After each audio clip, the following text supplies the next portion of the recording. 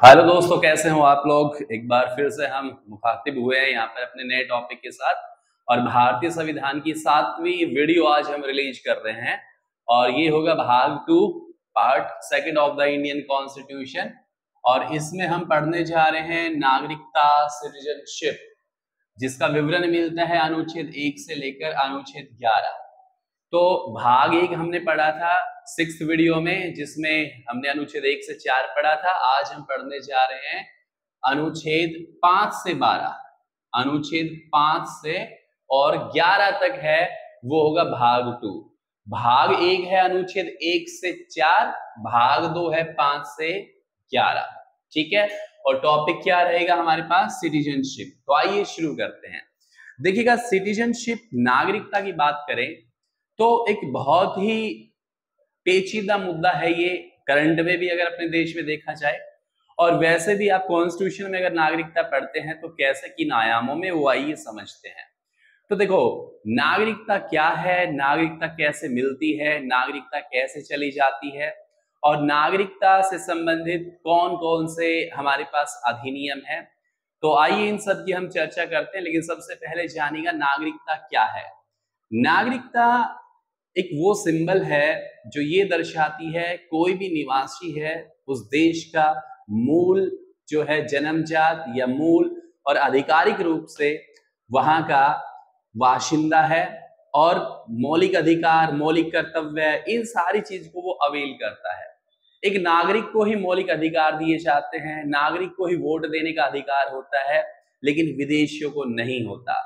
तो भारतीय नागरिकता का जो स्वरूप है वो है एकल नागरिकता। हमारी सिटीजनशिप एकल है, अर्थात हम केवल भारत के ही नागरिक हैं। अगर हमारे पास ड्यूल सिटीजनशिप होती, जैसे कि अमेरिका में दोहरी नागरिकता है, अगर भारत में दोहरी नागरिकता होती तो हम पहले नागरिक होते उस राज्य के जिससे हम बिलोंग करते हैं और दूसरे नागरिक होते भारत के। लेकिन यहाँ केवल सिंगल सिटीजनशिप है। It means we all are the citizen of India. और ऐसी व्यवस्था हमने इंग्लैंड के संविधान से ली है। तो एकल नागरिकता हो गई, ब्रिटेन के संविधान से हमने ये ली है।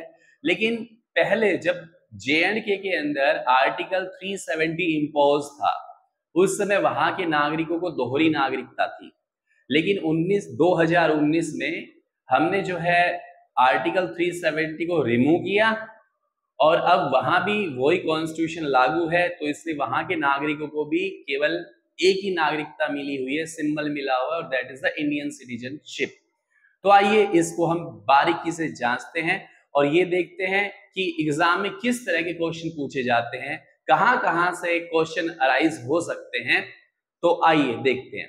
सबसे पहले हमारी जो नागरिकता है वो कैसी है, ये ध्यान रखना।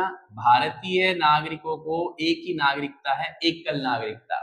और हम भरते हैं कौन सी नागरिकता? भारतीयता, भारतीय सिटीजनशिप है। और एकल नागरिकता हमने ब्रिटेन के संविधान से ली है। और नागरिकता से संबंधित बहुत बार पूछा गया क्वेश्चन है कि भारतीय नागरिकता अधिनियम कब पास हुआ। तो 1955 में पहली बार ये नागरिकता अधिनियम पास किया गया। तो हम कुछ अहम एक्ट है वो पढ़ेंगे। भारतीय नागरिकता अधिनियम 1955, भारतीय नागरिकता अधिनियम 1986, 2003 और यहां तक कि NRC भी पढ़ेंगे और CAA के बारे में भी जानेंगे। वो सारा का सारा हम इस टॉपिक में कवर करने वाले हैं। तो आइए समझते हैं कि भारतीय नागरिकता जो है कैसे मिलती है और भारतीय नागरिकता कैसे चली जाती है। तो how to get the Indian citizenship. तो सबसे पहले हम यही पढ़ेंगे कि जो भारतीय नागरिकता है, भारतीय नागरिकता, उसको हम कैसे प्राप्त करते हैं। प्राप्त मतलब कैसे मिलती है भारतीय नागरिकता। तो इंपॉर्टेंट है, ये समझना है, आपको कवर करना है कैसे। तो सबसे पहले हमारे पास आता है जन्म से, बाय बर्थ, जन्म से नागरिकता मिलना, बाय बर्थ। इसका मतलब ये हुआ है जैसे हमारा जन्म भारत में हुआ है तो ऑटोमेटिकली हमें जो नागरिकता मिली है वो कौन से मिली है? इंडियन सिटीजनशिप मिली है। लेकिन यहाँ पे ये चीज ध्यान देनी है कि जिन लोगों का जन्म 26 जनवरी 1950 या उसके बाद भारत में हुआ है, देखो 26 जनवरी 1950 को या इसके बाद उसका जन्म भारत में हुआ है, उसके बाद उसका जन्म अगर भारत में हुआ है तो उसे भारतीय नागरिकता दी जा सकती है। ये ध्यान रखना, उसे भारतीय नागरिकता दी जा सकती है, इसे हम जन्म से नागरिकता बोलेंगे। हाँ, ये जरूर है अगर इसमें कुछ अपवाद है, जैसे कि राजनयिक, जैसे कुछ राजनयिक है, हमारे जो फॉरेन अधिकारी है ना, हम बोलते हैं IFS वगैरह है, तो उनमें से अगर माता या पिता में से कोई एक भी नागरिक हो ना, तो उस बच्चे को भारतीय नागरिकता मिल सकती है। ठीक है, अब एक बार फिर से समझो क्या समझा है इसमें। जन्म से नागरिकता का मतलब है जिस भी बच्चे का जन्म भारत में हुआ है वो तो है ही भाई भारतीय नागरिकता, उसको मिली है।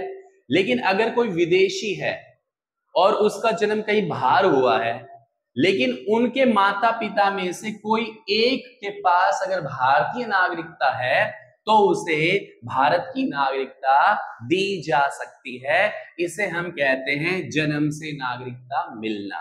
ठीक है, ऐसे क्वेश्चन आते हैं। दूसरा हमारे पास आता है वंशानुगत। सेकंड हमारे पास आता है वंशानुगत या परंपरागत। वंशानुगत से नागरिकता, अब इससे नागरिकता कैसे मिलती है वो आप समझना। भाई वंशानुगत का मतलब ये है कि जो हमारे पुरखों की जो नागरिकता है ऑटोमेटिकली वो नागरिकता भी हमारी होगी। सिंपल सी बात है। तो जो नागरिकता हमारे पुरखों की है तो ऑटोमेटिक वो नागरिकता भी हमारी होगी। इसको हम कहते हैं वंशानुगत। अब इन दोनों में ज्यादा फर्क नहीं है भाई। जन्म से तो सीधी सी बात है, जिसका जन्म भारत की जमीन पर हुआ है तो वो भारत का नागरिक है। लेकिन वंशानुगत का मतलब है अगर कोई विदेशी है, उसमें भी सेम यही फॉर्मूला लागू होता है।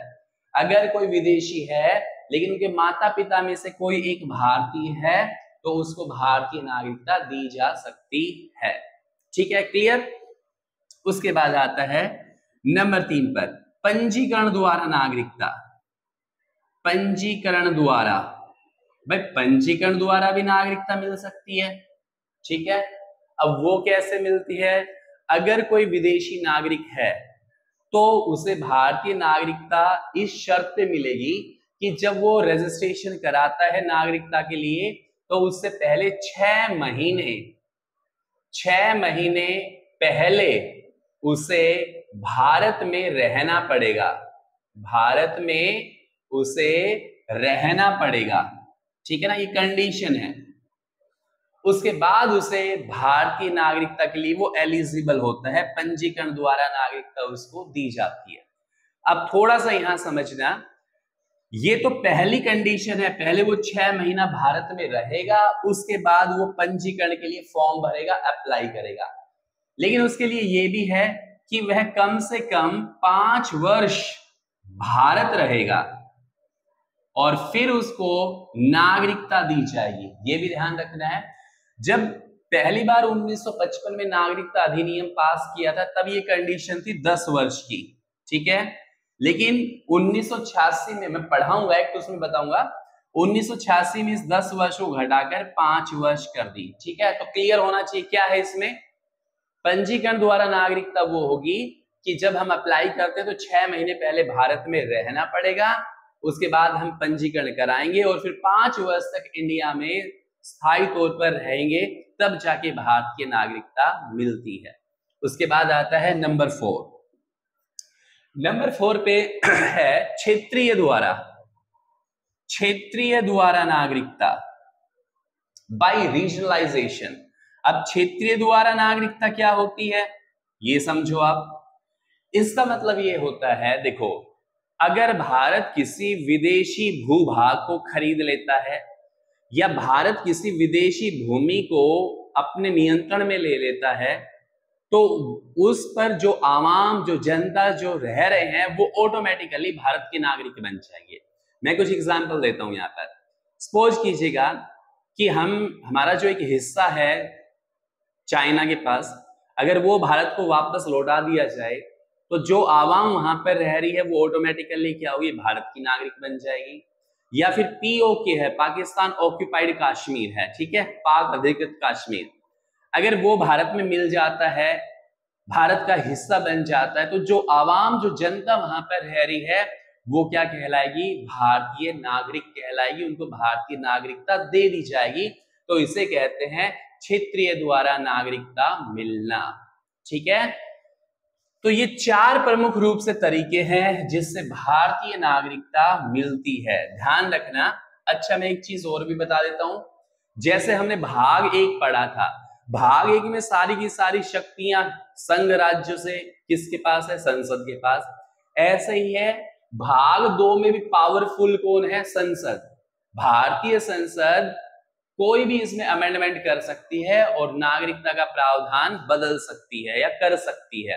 तो ऐसी पूरी की पूरी शक्ति हमारी संसद को है भाग 2 में भी। तो ये था हमारे पास नागरिकता मिलना। एक बार मैं फिर से इसको दिखा रहा हूं, देखो। जन्म से नागरिकता का मतलब सिंपल है, जिसका जन्म 26 जनवरी 1950 को या इसके बाद भारत की जमीन पर हुआ है, उसे जन्म से नागरिकता मिलती है। वंशानुगत का मतलब है कि किसी का जन्म बाहर विदेश में हो गया उस बच्चे का, लेकिन उसके जो माता और पिता है उन दोनों में से अगर कोई एक के पास भारतीय नागरिकता है तो फिर वो वंशानुगत द्वारा उसे नागरिकता दी जा सकती है। और थर्ड में हमने पढ़ा है पंजीकरण द्वारा नागरिकता। इसका मतलब है जब कोई विदेशी अगर भारतीय नागरिकता लेना चाहता है तो उसे 6 महीने पहले जो है 6 महीने तक पहले रहना पड़ेगा भारत में, फिर वो पंजीकरण कराएगा, रजिस्ट्रेशन कराएगा और फिर 5 वर्ष तक भारत में रहना पड़ेगा। फिर भारत सरकार उसे क्या देती है, नागरिकता देगी। और क्षेत्रीय द्वारा नागरिकता का मतलब ये हुआ कि अगर कोई विदेशी भूभाग भारत में मर्ज हो जाता है तो जो जनता, जो आवाम वहां पर रह रही है वो ऑटोमेटिकली भारत की नागरिक होगी। Clear.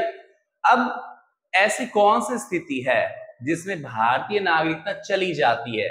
How do we loss our citizenship? कैसे सिटीजनशिप चली जाएगी उसको भी देखते हैं हम। तो नेक्स्ट हम पढ़ रहे हैं भारतीय नागरिकता का खोना। नागरिकता कैसे चली जाती है, नागरिकता का खोना, ठीक है। तो आइए जानते हैं। नंबर 1 पे बात करते हैं तो स्वयं, भाई स्वयं ही क्या कर देना, त्याग देना, त्यागना। दूसरा क्या होगा, देशद्रोह या ट्रेटर घोषित हो जाना, देशद्रोही हो जाना। थर्ड हमारे पास होगा, वो होगा विवाह द्वारा।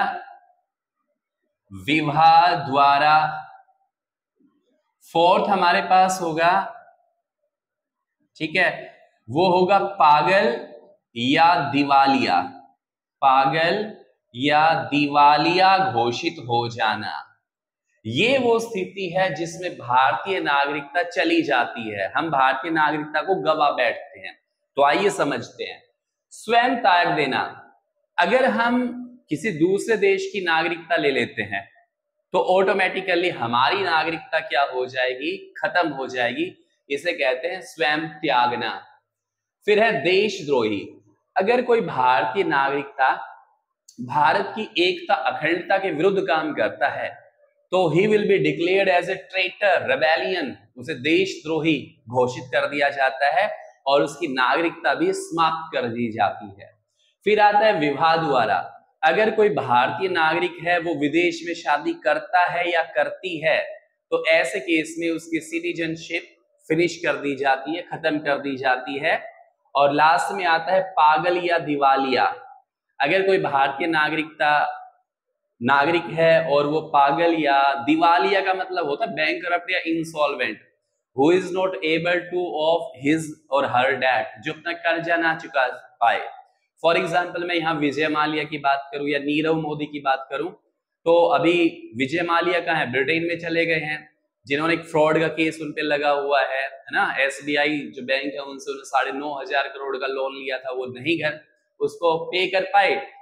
अब उनका जब प्रत्यर्पण होगा भारत में तो अगर हमारी अदालत उन्हें दिवालिया घोषित कर देती है, इंसॉल्वेंट बैंकरप्ट घोषित कर देती है, तो ऐसे केस में उनकी नागरिकता फिनिश हो जाएगी। तो ये 4 ऐसे तरीके हैं जिनसे भारतीय नागरिकता चली जाती है। तो हमने दोस्तों यहां पर जाना है how to get Indian citizenship and how do we loss our citizenship. यहां तक उम्मीद है आपको पूरा समझ में आया होगा। अब कुछ एक्ट हैं नागरिकता से संबंधित, वो और समझते हैं। यहां पर देखिएगा, सबसे पहले नागरिकता को लेकर एक एक्ट आया और वो था भारतीय नागरिकता अधिनियम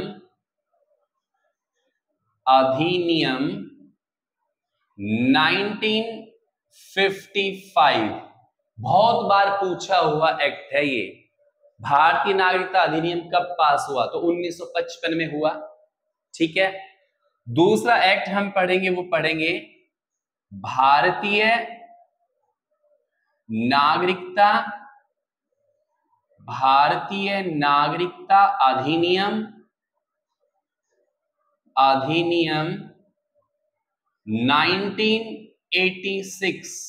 1986। उसके बाद थर्ड आता है भारतीय नागरिकता संशोधन अधिनियम 2003, ये भी हम पढ़ेंगे। और इसके बाद हम पढ़ेंगे NRC 2029 और हम पढ़ेंगे सिटीजनशिप अमेंडमेंट एक्ट 2021। बहुत जरूरी है ये जानना, यहां से भी क्वेश्चंस निकल के आते हैं, तो इनको भी हम कवर करेंगे यहां पर। आइए डिस्कस करते हैं सबसे पहले भारतीय नागरिकता अधिनियम 1955 क्या था। ये हमारी जो नागरिकता है उसकी परिभाषा दी गई है अनुच्छेद 5 में। अनुच्छेद 6 में है भारतीय नागरिकता से संबंधित संशोधन की शक्तियां। किसकी शक्तियां, तो वो है संसद की शक्तियां। लेकिन सबसे पहले भारतीय नागरिकता अधिनियम जब बना तो उसमें हमने ये प्रावधान किया था, अगर पंजीकरण द्वारा कोई भारतीय नागरिकता लेता है तो उसे 10 वर्ष भारत पहले रहना पड़ेगा। ठीक है, लेकिन इसमें हमने क्या किया, थोड़ा बदलाव कर दिया 1986 में आकर, और 1986 में हमने 10 वर्ष घटाकर इसे कितना कर दिया, 5 वर्ष। ठीक है, लेकिन ये कंडीशन JNK और आसाम में लागू नहीं होती थी। ध्यान रखना, आसाम और जम्मू कश्मीर इससे बाहर रखा गया था, लेकिन अब इससे कोई मीनिंग नहीं है, ये तो मैं पहले की बता रहा हूं 1986 की एक्ट की। तो ये समझ में आया, सबसे पहला एक्ट भारतीय नागरिकता अधिनियम 1955, फिर आया भारतीय नागरिकता अधिनियम 1986। लेकिन जब हम थर्ड वाले पॉइंट पे आते हैं भारतीय नागरिकता अधिनियम 2003, तो ये खास एक्ट है, इसको समझना पड़ेगा ध्यान से। क्यों ये एक्ट बनाया था, क्यों संशोधन हुआ था यहां पर, तो वो समझना है। देखो क्या हुआ 2003 में, जब उस समय देश के प्रधानमंत्री थे अटल बिहारी वाजपेयी, तो उन्होंने कुछ सिद्धांत दिए। उन्होंने कहा था कि जितने भी भारत की क्रीम है ना, जो विदेशों में है, हर एक फील्ड से, चाहे वो डॉक्टर हो, इंजीनियर हो, साइंटिस्ट हो, सोशल वर्कर हो, एनीथिंग एल्स, कुछ भी हो, उन सबसे ये आह्वान किया था कि वो अपने वतन वापस लौट आए, भारत वापस आए, ताकि भाई भारत का भी विकास हो, भारत को भी उनकी जो है, जो उनमें काबिलियत है उसका फायदा मिले। लेकिन इसका कोई ज्यादा असर हुआ नहीं। अब असर ज्यादा क्यों नहीं हुआ, क्योंकि अगर वो विदेशी हैं तो उनके पास भारतीय नागरिकता है ही नहीं, तो इंडिया क्यों आएंगे?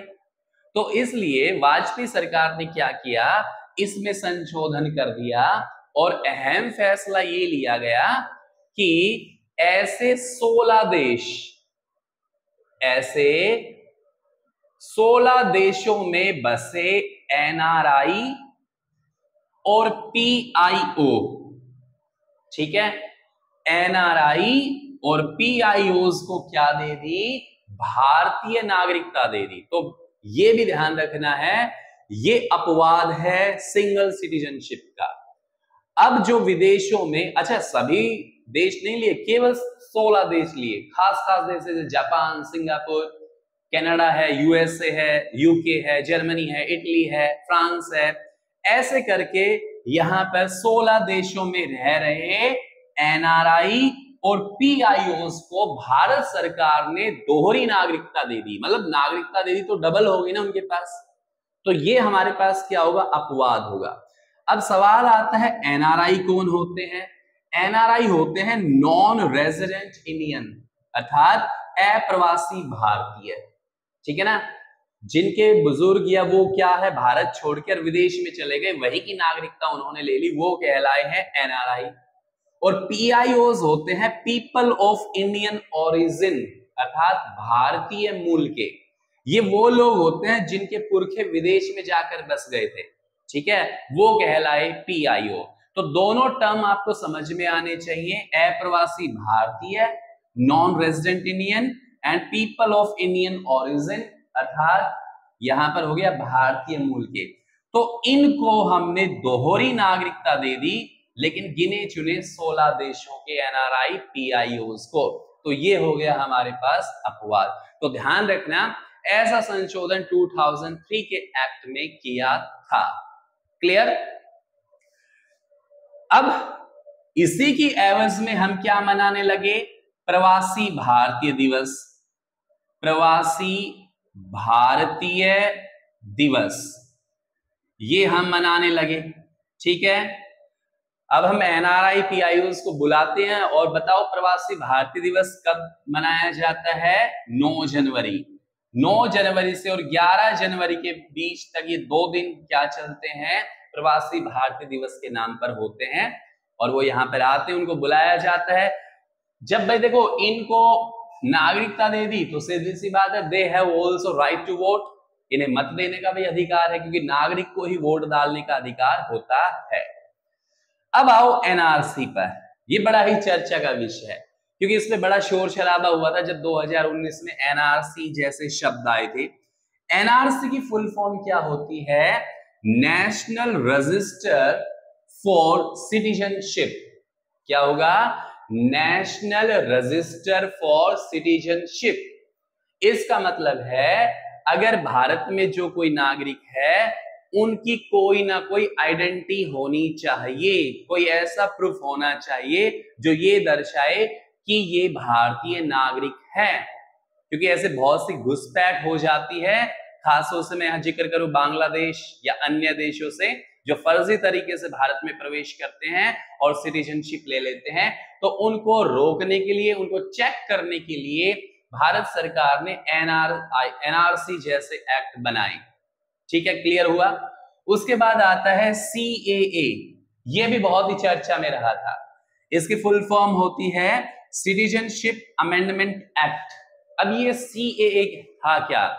कई लोग कंफ्यूज हो गए, ये समझे ये एक ऐसा एक्ट है जिससे नागरिकता वापस ली जाती है। ऐसा कोई नहीं है, ये केवल भ्रांति थी, भ्रम था। अब इस एक्ट में बहुत सिंपल सी बात है, समझना क्या है। भारत के कुछ ऐसे लोग जो अफगानिस्तान, देखो अफगानिस्तान, पाकिस्तान, ठीक है, या बांग्लादेश, यहां पर रह रहे बौद्ध, जैन, हिंदू जो अल्पसंख्यक है, कहां पर अल्पसंख्यक है? इन देशों में। तो उनको भारतीय नागरिकता देने का क्या है? प्रावधान किया गया है। तो इसलिए इस मायने में सिटीजनशिप अमेंडमेंट एक्ट जो है 2021 पास किया था, ठीक है। तो दोस्तों ये जो है 5 एक्ट आपको जरूर ध्यान रखने हैं जो सिटीजनशिप से रिलेटेड है। सबसे पहला एक्ट कब आया? 1955 में भारतीय नागरिकता अधिनियम एक्ट। फिर आया 1986 में भारतीय नागरिकता अधिनियम 1986। भाई इसमें क्या कर दिया? 5 वर्ष कर दिया रजिस्ट्रेशन के लिए। भारतीय नागरिकता संशोधन अधिनियम 2003 में क्या किया? 16 देशों में रह रहे एनआरआई और पीआईओ को क्या दे दी हमने? भारतीय नागरिकता दे दी। और एनआरसी 2019 में ये कहा कि अगर कोई नागरिक है तो उसके पास एक प्रूफ होना चाहिए कि ही और she really citizen of India और नॉट।